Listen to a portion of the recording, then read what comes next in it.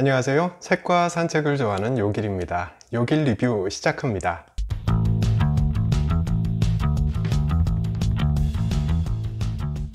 오늘 소개해드릴 책은요, 역사의 쓸모입니다. 최태성 씨가 썼습니다.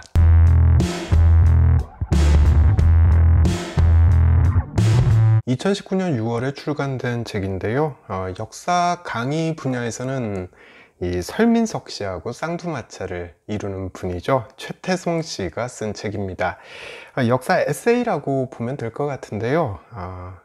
제가 중고등학교 다닐 땐 이 학원 강사가 에세이를 쓴다든지 또 그 책이 베스트셀러가 된다든지 그런 거 좀 상상하기가 어려웠어요. 왜냐면 지금이야 뭐 인터넷 강의가 대세고 이걸 통해서 스타 강사들이 전국적인 인지도를 얻게 되잖아요. 그런데 예전엔 그렇지 않았기 때문이죠. 제가 대구 살 때인데 중고등학교 때 다녔던 학원이 유신학원이라고 있었거든요. 거기서 수학 강사 중에 가장 유명한 분이 황막강이라는 이름의 강사였습니다. 이런 식으로 지역에서 유명세를 떨치긴 했었지만 이게 전국적인 인지도를 얻지는 못했던 거죠.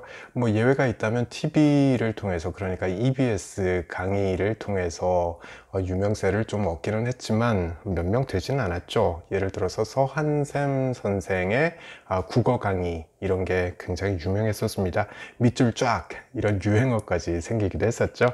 자, 제가 하고 싶은 말이 뭐냐면, 예전엔 학원 강사가 유명세 떨치는 게 쉽지가 않았다. 그래서 에세이를 쓴다든지 그 책이 베스트셀러가 된다든지 이런 게 상상이 잘 안 되던 시절이 있었습니다. 그래서 학원 강사로 유명해진 최태성 씨가 쓴 책, 이게 어떤 내용일지, 그리고 이 사람은 누구인지 이런 게 궁금했었고요.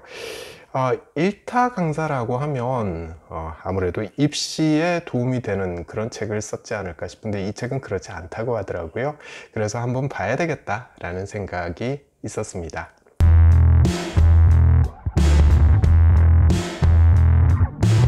최태성 씨는 유명한 일타 강사죠. 1971년생이고요. 성균관대학교 사학과 출신입니다.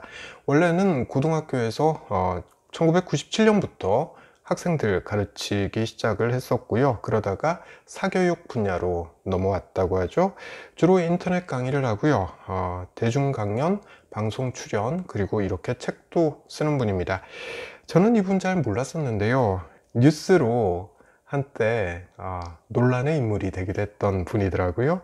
그냥 자기는 북측의 주장을 객관적으로 소개했을 뿐인데 어느 신문에서 종북몰이를 하는 바람에 논란이 된 적이 있었더라고요.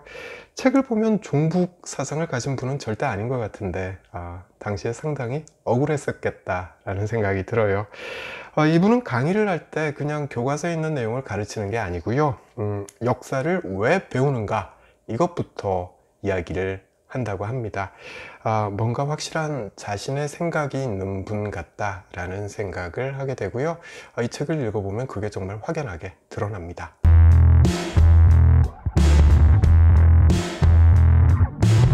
자유롭고 떳떳한 삶을 위한 22가지 통찰이라는 부제가 붙어있는 책이에요. 22편의 에세이가 실려 있다라고 보면 될 것 같고요. 구성을 보면 쓸데없어 보이는 것의 쓸모, 역사가 내게 가르쳐 준 것들, 한 번의 인생 어떻게 살 것인가, 인생의 답을 찾으려는 사람들에게, 이런 식으로 되어 있습니다.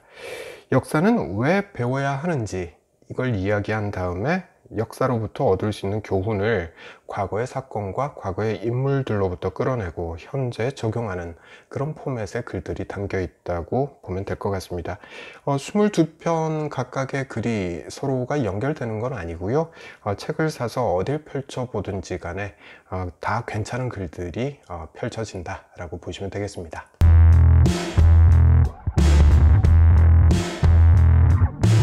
저자는 길을 잃고 방황할 때마다 나는 역사에서 답을 찾는다 라고 말해요.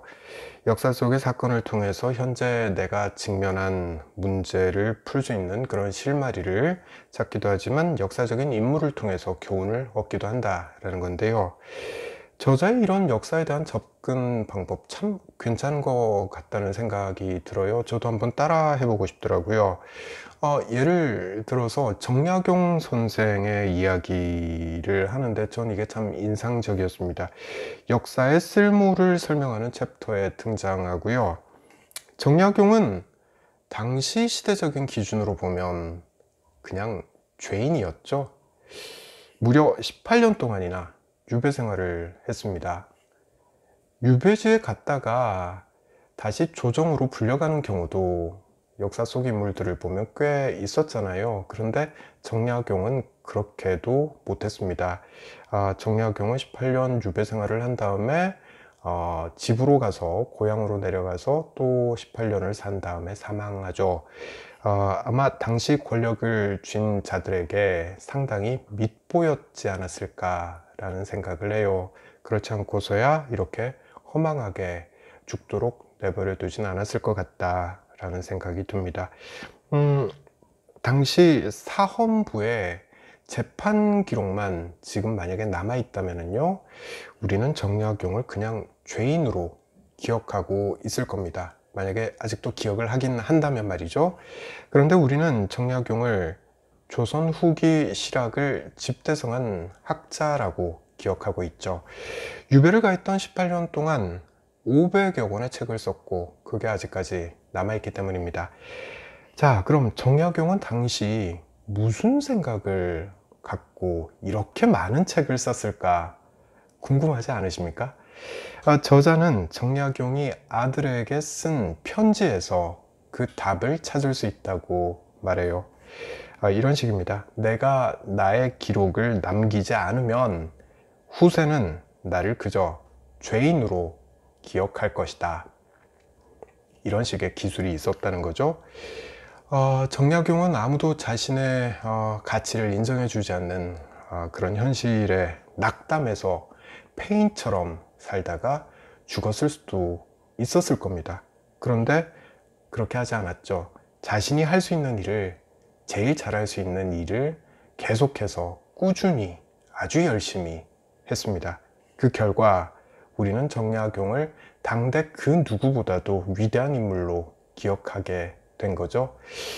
이는 정약용이 역사의 구경꾼이 되길 거부했기 때문에 가능했던 일이다 라고 저자는 말합니다. 다시 말해서 판결문에 적힌 죄인이라는 남이 기록한 역사가 아니라 자신이 스스로의 역사의 주인이 돼서 주도적으로 자신의 역사를 만들었기 때문에 가능했던 일이라는 거죠. 저자는 이런 정약용을 역사가 무엇인지를 알고 있었던 인물이라고 평가합니다. 그리고 저자는 자신이 인생의 고비를 만날 때마다 남양주에 있는 정약용의 생가를 찾는다 라고 말해요. 정약용의 생가를 찾아서 역사 속의 인물과 소통하면서 현재 문제를 조금 더 긴 안목에서 바라보게 된다는 거죠.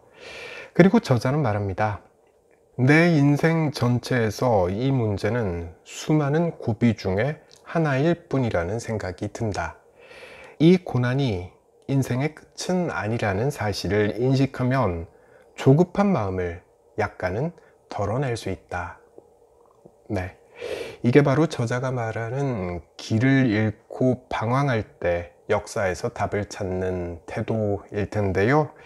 분명 도움이 될 것 같습니다. 정약용 생가에서 정약용의 생애를 생각해 보면은요, 내가 지금 겪고 있는 이 고비는 정말 아무것도 아니구나 라는 생각을 하게 되지 않을까 싶어요. 그리고 내가 할 수 있는 일을 찾아서 더 열심히 해야 되겠구나 라는 결심도 하게 되지 않을까 싶습니다. 역사의 구경꾼이 되고 싶지 않다면 저자가 그렇게 하고 있는 것처럼요, 정약용의 삶을 한번 되돌아보는 것도 참 괜찮은 일인 것 같습니다.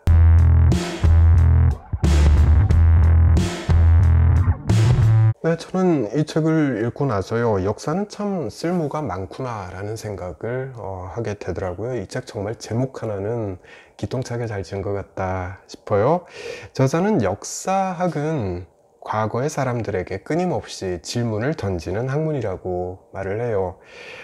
그때 왜 그런 선택을 했는지, 왜 그럴 수밖에 없었는지를 상상해보고 그의 입장이 돼서 생각해보는 일이라는 거죠.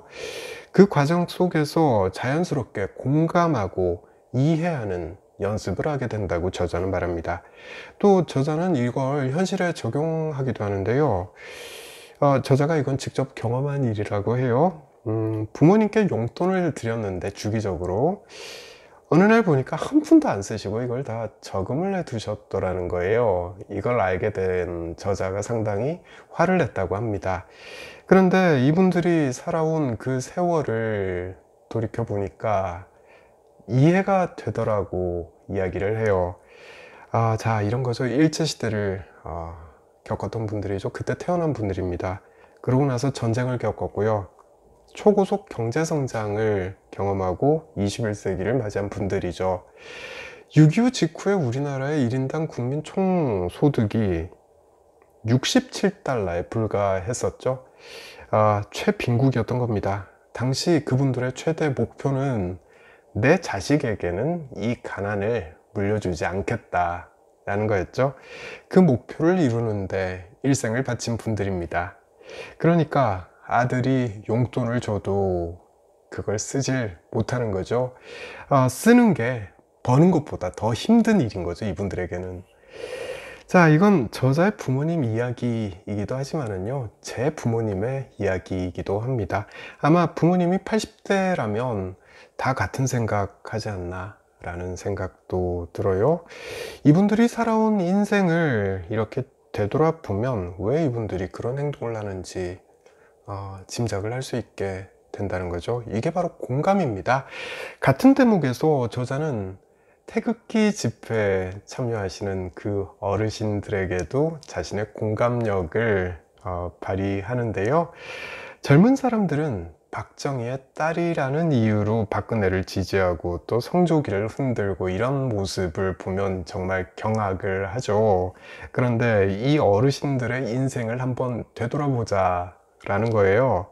과거엔 박정희와 미국이 소위 빨갱이로부터 국민을 보호해준 절대적인 존재로 받아들여졌었고, 이게 현실이었고 그런 세상에 자신도 속해 있었다 라고 말을 합니다. 그런데 지금은 젊은 사람들이 이런 어르신들을 이해하지 못하고 있는 거죠. 수구 꼴통이라고 부르고 있습니다. 그러니까 이들은 마치 자신들의 세계가 무너진 듯한 그런 느낌을 받지 않겠느냐라고 저자는 이야기해요. 자, 이게 전부 다 머리로는 다 이해가 되는 부분 아닌가요? 바로 그 이해가 요즘 대두되고 있는 그 세대 갈등을 풀 수 있는 실마리가 되지 않을까 라는 생각을 개인적으로 해보게 돼요. 이 갈등의 당사자들끼리는 서로를 이해하는 거 매우 힘들죠. 그런데 역사학적인 접근을 해보면 이들이 왜 그런 생각을 하는지, 이들이 왜 그런 행동을 하는지 이걸 이해할 수 있게 된다는 거잖아요. 이해는 공감의 바탕이 되는 거고요. 이게 해법 찾기의 첫걸음이 되지 않을까 라고 생각을 해봅니다. 이 책의 제목이 역사의 쓸모인데요. 역사라는 게 정말 쓸모가 많은 것 같다 라고 생각하게 되네요.